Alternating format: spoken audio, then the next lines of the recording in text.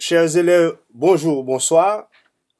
Bienvenue sur la plateforme d'apprentissage en ligne de Parité.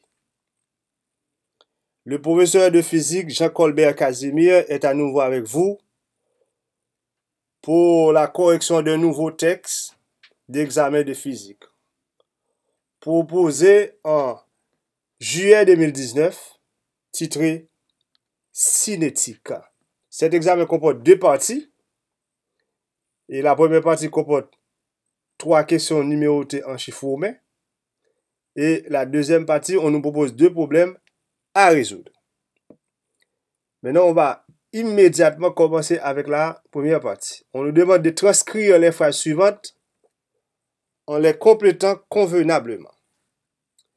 L'angle entre les méridiens magnétiques et géographiques s'appelle déclinaison magnétique. Et l'angle que fait le vecteur champ magnétique terrestre avec la composante horizontale s'appelle inclinaison. Question numéro 2. On dit que le mouvement d'un système est relatif au référentiel. Choisi car l'état d'inertie de repos, ou du mouvement de ce système dépend de ce choix. Question numéro 3. Un condensateur plan est celui dont les armatures sont représentées par deux traits parallèles. Deux traits parallèles. Question 4.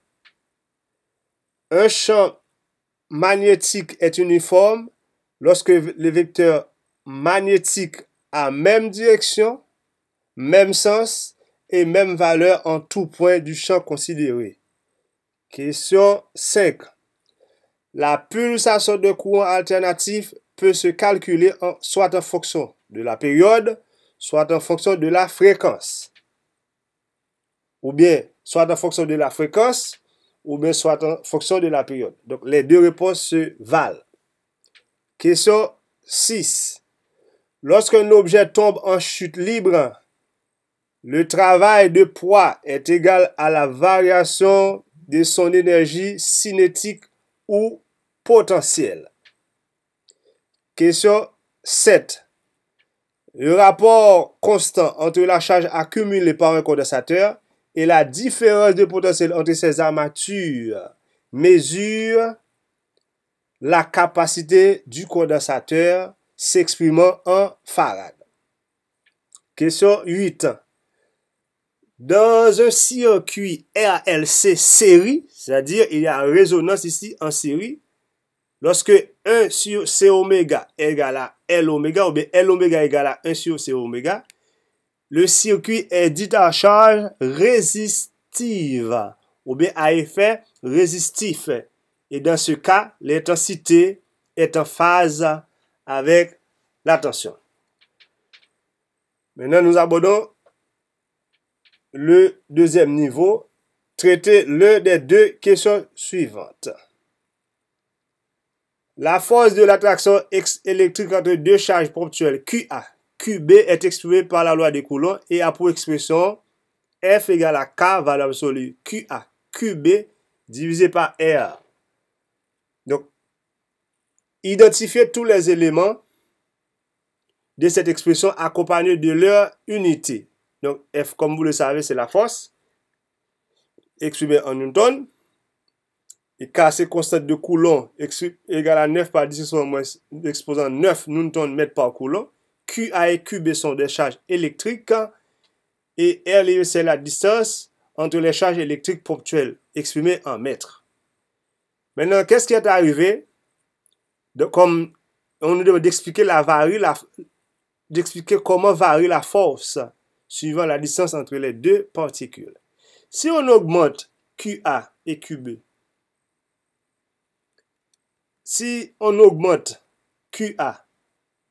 QB,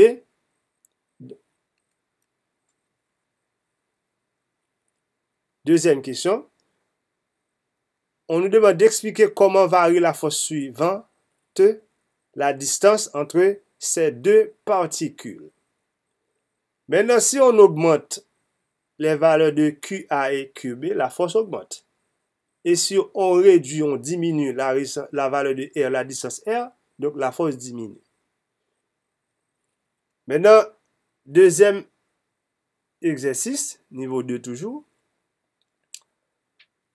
L'intensité de courant alternatif sinusoïdal a pour expression mathématique I de t égale à IM sinus oméga t à l'origine du temps où t égale 0 secondes et la tension s'écrit U de t égale à UM sinus oméga t plus pi sur 2.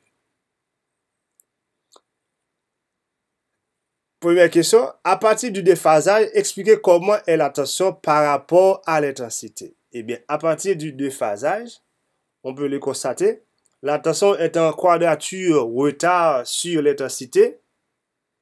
Ou bien on dit que la tension est en retard de pi sur 2 sur l'intensité. Donc c'est ce qu'on peut dire à partir de cette phase. Ensuite, on demande de construire le diagramme correspondant avec le diagramme de Fresnel. On l'appelle communément diagramme de Fresnel.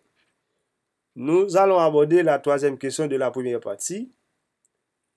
On nous demande de traiter l'un des deux problèmes. On propose un véhicule arrive à l'arrêt, c'est-à-dire V2 égale à 0, à partir d'une vitesse V1 égale à 8 mètres par seconde sur une distance de 20 mètres. On nous demande de calculer l'accélération. Dans ce cas, on pose la formule V2 au carré ou bien vitesse finale au carré moins V1 au carré. Donc, c'est la formule qu'on peut poser puisqu'on nous dit on est arrivé à l'arrêt. Puisque à l'arrêt V2 est égal à 0, donc on va remplacer V2 par 0. Donc, on aura 0, accélération égale à 0 moins V1 au carré, 8 au carré, sur 2 fois distance au carré. Et on trouve l'accélération égale à moins 1,6 mètres par seconde carré, ou mètre point seconde moins 2 au carré. Ensuite, on nous demande d'expliquer cette accélération. Maintenant, puisque l'accélération est négative, donc elle correspond à une décélération. Rappelez-vous, dans ce cours, on parle de augmentation de vitesse, accélération, et diminution de vitesse, ralentissement, retardement, décélération. Donc, cette accélération correspond à une décélération. Maintenant, nous allons aborder le numéro 2. Un condensateur C1 égal à 10 microfarad est chargé de 5 millicoulomb sous une tension U. Il partage sa charge avec un autre condensateur C2 égale à 2,5 microfarad non chargé. Donc, on a un condensateur chargé avec un autre condensateur non chargé. On nous demande de trouver la tension C1 au bon de C1. Donc, calculer la tension totale d'abord, c'est la tension d'équilibre. Q1 égale à C1 U. Donc, on trouve U égale à 500 volts. Maintenant, on nous demande de trouver la tension du système, ou bien la tension d'équilibre, ou bien la tension commune à ces deux condensateurs. Mais dans ce cas, on va les disposer en parallèle. Donc, pour trouver la tension du système, on pose US ou bien UE égale à Q1 ou bien C1 U1 sur la somme des condensateurs, puisque c'est la disposition les condensateurs sont disposés en parallèle. Donc, on trouve US égale à 400 volts. C'est la tension du système. Maintenant, on arrive aux deux problèmes. On va commencer par le premier problème.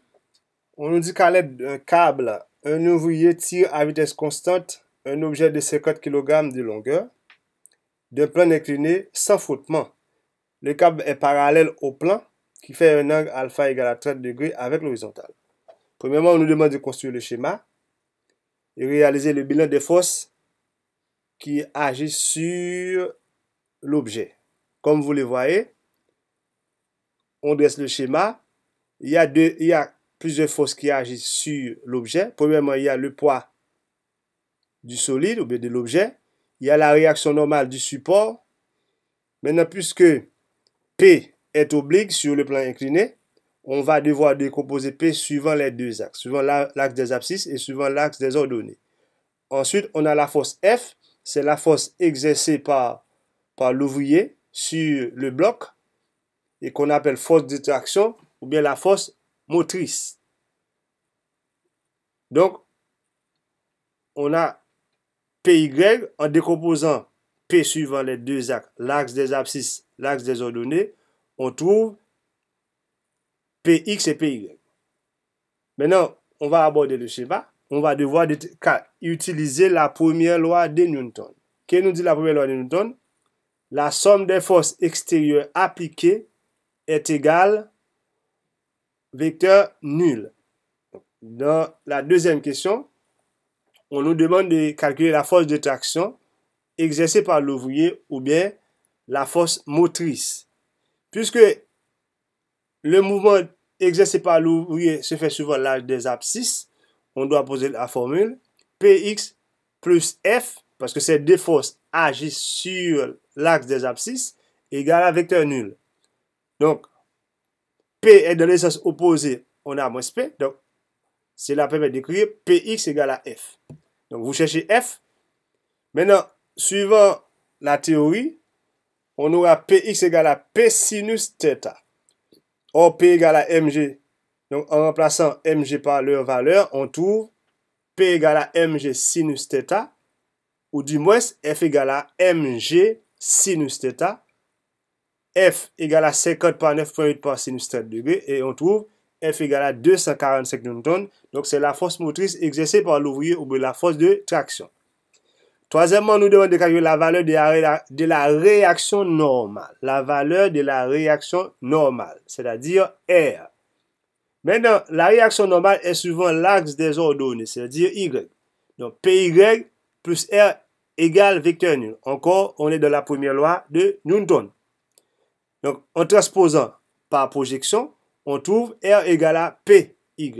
Donc, encore, PY égale à P cosinus θ, or P égale à mg, donc on trouve R égale à mg cosinus θ. En remplaçant m et g par leur valeur, on trouve R égale à 424 Newton. Donc c'est la force, c'est la réaction normale du support. Ensuite, on nous propose un second problème. On applique une tension continue de 90 volts aux bornes d'une bobine et le courant qui parcourt son circuit est de 5 ampères. Quand il est alimenté, quand cette bobine est alimentée par une tension alternative, d'expression U égale à 120 racine D de sinus 100 πt, l'intensité du courant est égale à 2 ampères. Premièrement, on nous demande de calculer la résistance. Ensuite, on nous demande de trouver l'inductance de la bobine. Maintenant, étant donné qu'on nous donne 90 volts comme courant continu, comme tension continue, et I égale à 5 ampères, courant continu, donc pour trouver la résistance, on pose la formule U égale à RI. Et on trouve R égale à 18 ohms. Ensuite, on demande de trouver L. Donc, on pose la formule L oméga égale à Z carré moins R carré, ou bien L est égal à racine carrée de Z carré moins R carré sur la pulsation. Donc, on trouve L égale à 0,182 Henri, ou bien 182 millihenri. Deuxième question, on nous demande d'écrire l'expression mathématique de l'intensité du courant. Donc, pour écrire cette expression, on va devoir déterminer l'angle de déphasage. Donc, le cosinus phi est égal à R sur Z, mais R bobine sur Z bobine, et on trouve cos phi égale à 0,3, et phi est égal à 73 degrés ou 1,27 radians. On doit l'exprimer en radians. Maintenant, au bande de RL, la tension est en quadrature avance sur l'intensité. Alors, la tension est en avance de phase, l'angle de déphasage. La tension est en avance de phase sur l'intensité. Et comment est l'intensité? L'intensité est en retard de phase sur la tension. Étant donné que l'angle phi, c'est l'angle de phase à l'origine égal à 1,27. Donc, on trouve I égale à 2 points racine de 2, sinus 100 πt moins 1,27. Si la tension est en avance, sûrement l'intensité est en retard. Donc, on demande de faire le diagramme de Fresnel, comme vous le voyez ainsi. Donc, on met fin à ce numéro. Ça a été un plaisir d'être avec vous.